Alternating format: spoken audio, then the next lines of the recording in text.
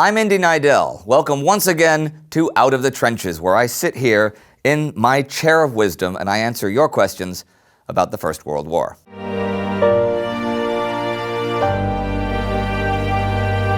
Lorenzo Shasha writes, "Greetings from your follower from Italy, a country famous for food, culture, arts, and switching sides during the conflicts of World War I and World War II. Shame on you, Italy, shame on you." That's not me, that's him actually writing that. Okay, I already like this question, whatever it is.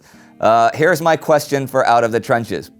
Assuming that ships and trains still used coal and cars weren't that numerous during World War I, why was oil so important? Were there other applications for oil? Am I underestimating the number of vehicles that used oil, or is it a mixture of both? Thank you for the hard work, both Indy and the staff of the Great War. Thank you for making me laugh. Oil was becoming more and more of military and of civil economic value. By 1914, the use of oil-powered battleships, submarines, and airplanes was already introduced in the war, and it multiplied the need for oil enormously. Yes, you're right, coal was still important, especially for trains and coal-powered ships, but cars and trucks were becoming more and more and more numerous. Most of the navies either had already or were in the process of converting from coal to oil. And it wasn't just the military that needed oil. The economy at home was more and more dependent on the black gold of oil. The main problem was that the Western nations lacked oil fields in their own countries. And Britain, look at Britain, right? The construction of the Berlin-Baghdad Railway, that obviously was a threat to the British oil fields in the Middle East. So the rapidly increasing need eventually led to an oil shortage in 1917, and it even became a central aim of the war, particularly for the British, to protect the oil. Although German and English companies had declared a friendly partnership in their dealings with the newly founded Turkish Petroleum Company over the Mesopotamian oil fields in early 1914, the war had ended all such negotiations. Now, the British attacked the Ottoman dominions in order to gain control. Tanks, airplanes, warships, the industry, they all depended on more and more and more oil to function.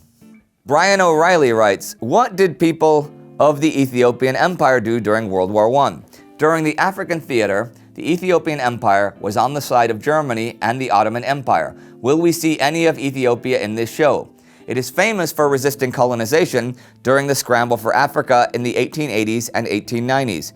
Did the British, French, or Belgians ever try to invade Ethiopia in order to attack the German colonies in Africa? This show is awesome." Cool. And really interesting question, because Ethiopia is usually not the country you think of first when you're thinking of the First World War. Since the beginning of the century, Ethiopia had been in a time of turmoil. It was a period of national reconciliation, where the old aristocracy clashed with new and progressive ideas. Emperor Ieyasu he struggled with internal political agendas and religious problems between Muslims and Christians as the war was breaking out. Ethiopia was surrounded by African colonies of France, Britain, and Italy, which safeguarded each other's interests in the region and put Ethiopian independence under constant threat. The Ottomans offered an alternative. If they would ally with the empire, they would not only gain control over Somaliland, but would also be part of an anti-colonial alliance. Now, Ieyasu was pretty cautious about this because of his internal struggles, but he soon began supporting the Somali guerrilla leader Hassan, who was already fighting British expansionists. By 1916, the Allies had had enough of Ieyasu being a thorn in their side, and they began actively undermining his credibility by agitating against him and working with internal Ethiopian enemies. The big showdown, the big final showdown, was the Battle of Segale, which saw 120,000 men take on Ieyasu's 80,000 men. Now that's a big battle. I'll bet most of you have never heard of it, but still, machine guns, artillery, infantry firing by ranks, cavalry attacks, that battle had it all, and yes, we will cover it when we get to it. I'll spoil it for you now though. Ieyasu was defeated, and the new regime reallied itself with the Entente.